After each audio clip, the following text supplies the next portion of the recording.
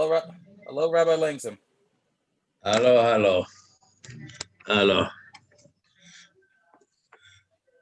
Heard Rav Shlomo his kids got corona, so you might also know. Who? Shlomo Ben Zev, one of the Rebbeim in the yeshiva. Oh, all right. Yeah. We'll join the gang. All right. All right, let's go. We're on page 189. 189. No, that's not true. 187. וכאשר תזבוינין בזה, תראה סימן הטוב והחוכמה והיכולת בכלול. When you look into this, you see the signs of Hashem's goodness, wisdom, and power and everything. Looking into the Adam, and he's going to go on to it now, and Rav Miller is going to really expound on it a lot. He says, take a look. Staka usually means to think into something.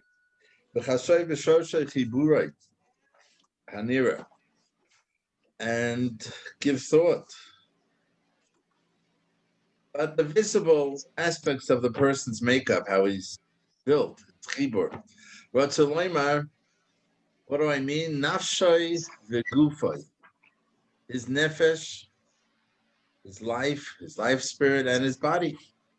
Tira gufa adam, you'll see the body, murkav b'yisaides chalukim, that's made up of different elements, utuvayim, and different natures, shein and daimim. Chibra mabar yisal b'gvurasa, ksharim b'chachmas, and yet Hashem attached them all with his power, whatever that means.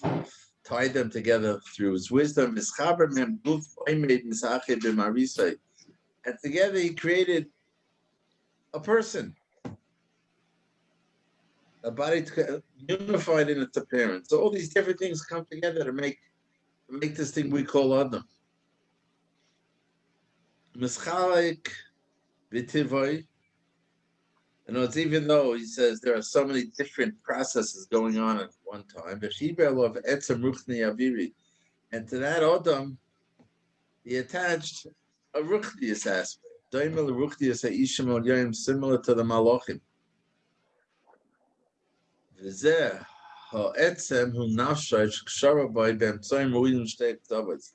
says, and this etzem, this ruchnis, the spiritual entity, which is his nefesh, he tied it together using things that are somehow they can attach to opposites, so they have Chovos, two extremes. Those two, the things that attach is the ruach hachayim v'achayim hativi, v'adam, the blood hakidim ha'atzovim v'orkim. Okay, let's go back now a little. Let's go back, and he says over here on page 187, 5.3. The Mechaber surely didn't know things that we know today. Halevavos had no knowledge of tremendous, that we know today through science, and we know today is also nothing compared to what we discovered someday. We have to learn from the past. We think, okay, so now we know about the Tzura Salad. We know about how the person works. But Rav Miller is saying, you'll see that in 10 years or 20 years, there'll be so much more knowledge that we have no idea about. He says, but the Chovos HaLevavos deals with things that you don't need. You don't need microscopes. You don't need any of that stuff that's we could see. So he says an example, the most obvious connection one can easily see is the one between a person's life and his body. The body is one thing and life is something else. If we examine all the organs of a dead body, we might find that everything is perfect, and yet one thing is missing, that's life. When life is attached to the inanimate body, it becomes a living person. It's a very difficult thing to explain. How do you understand? How do you understand this? You have a body. And he says a human body is very different from an animal having life. Besides having a living body, He has a purely spiritual entity, which is neshama. And that neshama is joined to the guf by his life force. Life is a spiritual thing. We're not able to see it or measure it. We can only see whether the person is alive or dead, but what it is, what's the essence of life? Says Rav Victor Miller, nobody can analyze or explain. To attach that elusive, abstract thing, whatever that thing is life, whatever it is, to a concrete object like a human body, it seems an impossibility. How do you attach it? It's nothing. It's nothing. You know, he doesn't say it, but isn't that Reganovsky isn't know about this? But it says in the Mishnah Berurah, Shulchan Aruch, on the Bracha Vasher Yotzar, the connection of the body, the spiritual and physical. Right, And like, the Mishal Sisharim and the Derech Hashem. oh, they all say it. Okay. And now the Chavis over here is saying same thing. He's saying it's something that would seem to be impossible. How do you attach that to that? There's nothing that keeps them together. Yet Hashem takes life, which is essentially an abstraction or an idea, and bonds it with something physical. Imagine, he says, trying to take a stone and making it alive, or trying to make water become alive. It's just something it can't be. And yet here Hashem takes a body and he makes it alive.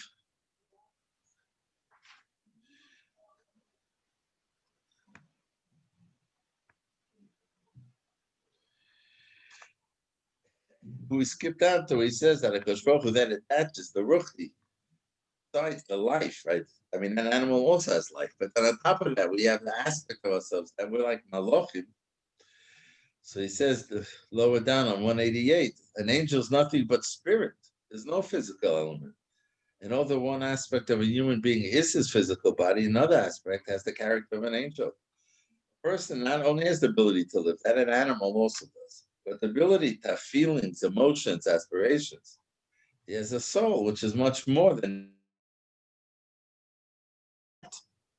How is that attached? How do you think these two separate things up on top, two things that are totally different, cannot be joined together without some intermediary, which acts as an adapter? Try pasting water to a rock or wind to a brick. You can't, you need something in between. I said, since the neshama and the body is so different, there has to be something that puts it together, and that's what the Chovos says. The breath of life, Ruach HaChaim, and the natural warmth of the body, as well as the blood, tendons, nerves, and blood vessels. As soon as the body stops producing heat, the person dies, and the soul leaves him. Can't live without blood coursing through his arteries and veins. All of these things are means of connecting the power of life to the body. We need to ponder on the marvelous miracle of how life can join the body to the soul. So now he takes out a page or 2 or 3, 4, 5, 6. Let's see a little bit. We'll try to skip around. First, he talks about the Choim HaTivi. One of the most remarkable things on page 189 in the middle about the human body is it must be maintained at a constant internal temperature. Whether it's summer or winter, the body, right, everyone knows, you have a thermometer. The body has to stay 36.5, is that what it is? 36.7, 37? Whatever it is, yeah. Whatever it is. And we don't give it so much thought about that. Yes, how does it at the body?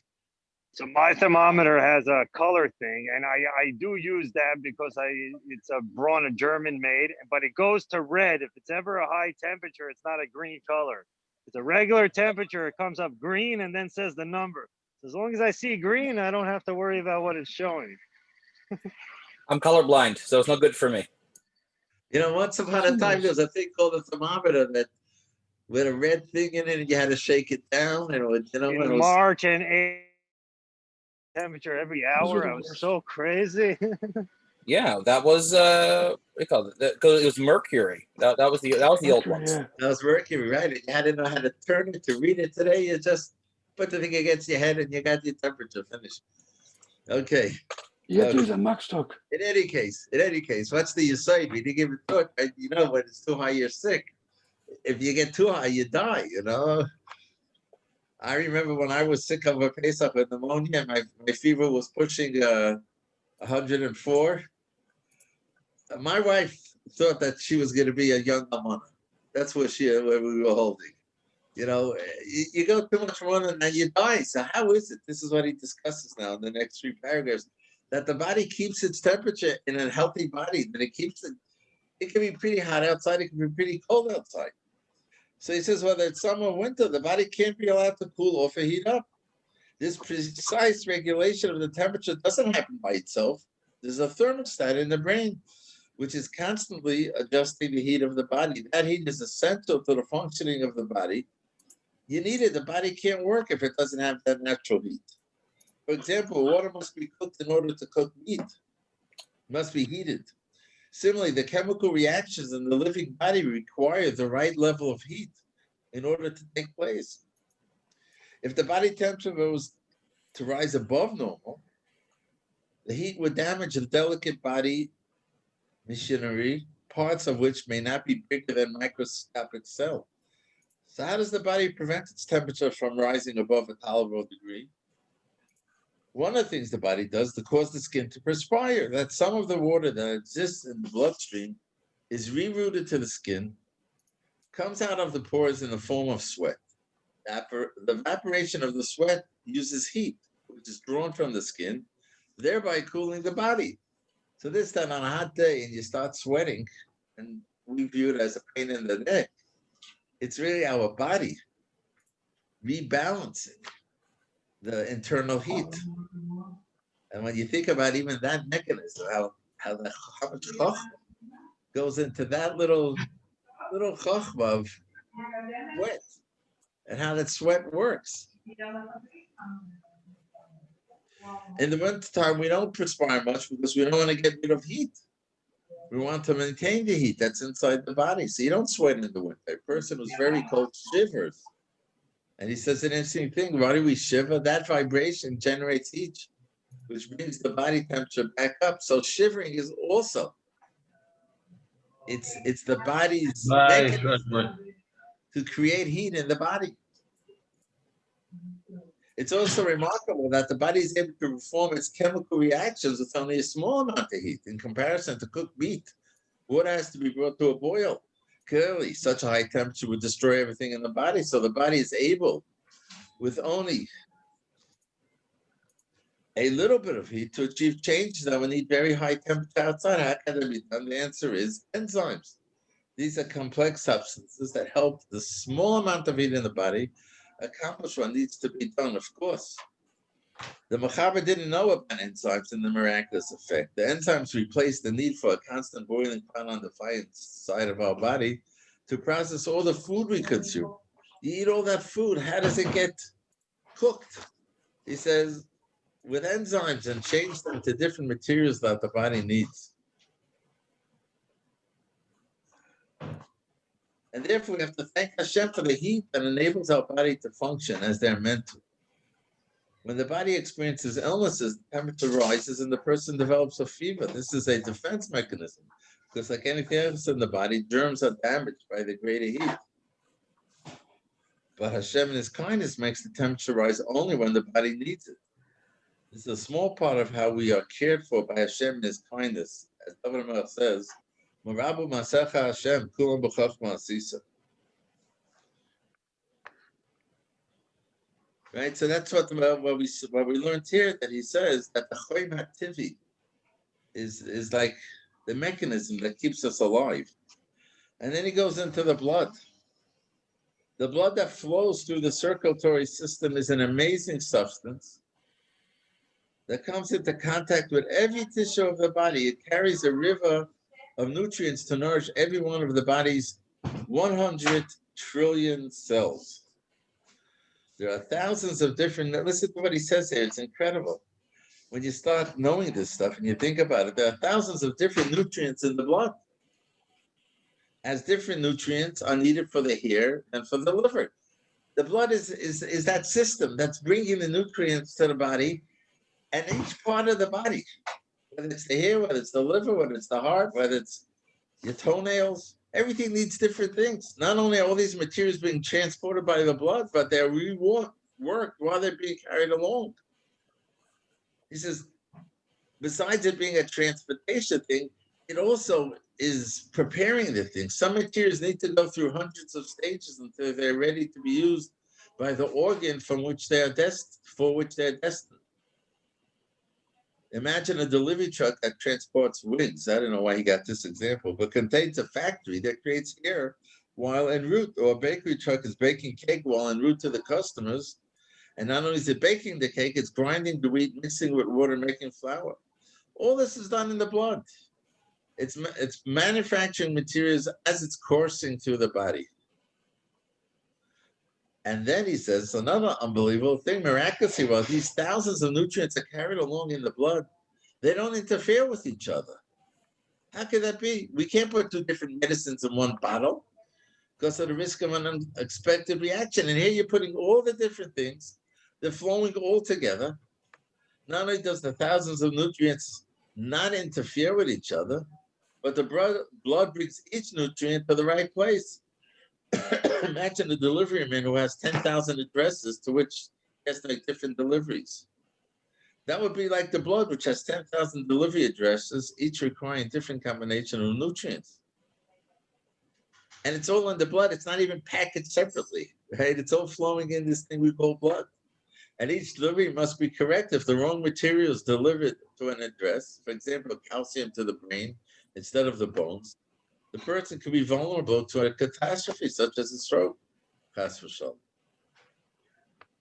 And then not only that, he takes it another step. The blood performs a garbage collection process, carrying away the used materials from the cells. Imagine a big pipe carrying milk from Manhattan to Brooklyn. At the same time, this pipe is also carrying oil for our furnaces, additional oil for cooking. There are all kinds of needed liquids in the same pipe, but at the same time, the pipe is bringing garbage back out of Brooklyn.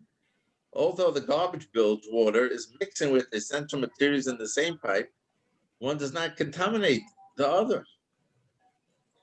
He says that's what's going on in the body. We don't get rid of waste only by elimination in the bowel movement. A great part of the waste is eliminated by the blood. So the blood carries all the spent materials in the same blood flow, which is carrying all the essential life-giving materials. How all this happens is truly a miracle of miracles. And then, take it another step. While the blood is coursing through the body, it's also at the same time getting ready for the possibility of accidents. In case of a skin cut, there's a danger that blood could pour out of the wound. To help deal with this eventuality, the blood contains a clotting agent called fibrinogen. This is a sticky substance that rushes from all parts of the body through the blood to the location of the cut. It immediately starts plugging the cut by causing the blood to coagulate. In time, the flesh starts coming together and the cut is repaired. Of course, blood should not have too much fibrinogen because that would cause internal blockage of the narrow blood vessels, some which are no thicker than a hair.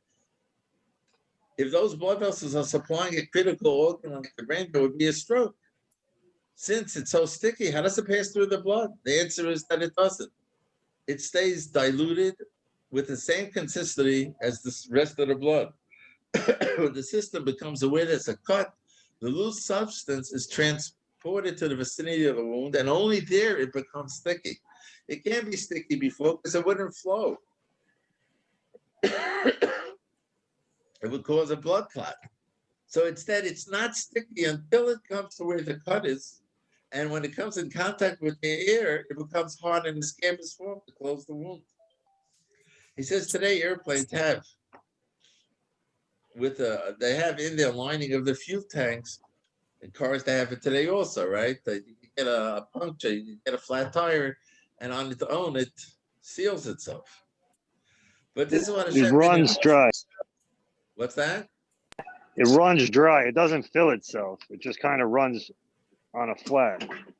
Oh, okay. But it says here, Hashem did it in our body in such a sophisticated way. You get a cut. And like he says, there are people who don't have this, and Chas v'shalom, they get a cut. It's dangerous because the blood keeps on flowing out. Right? But a healthy person has this material. It can flow through the body, and as long as everything is fine, it flows. It doesn't block anything. And it's only when there's a need, it has that capability of coming to the place where the need is, and then becoming like a sticky thing.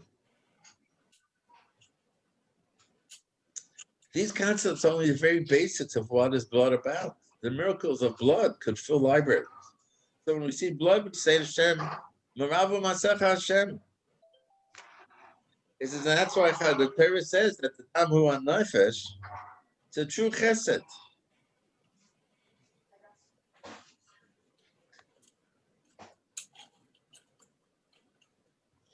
Okay. Okay, we'll stop here. Tomorrow we'll talk a little bit about the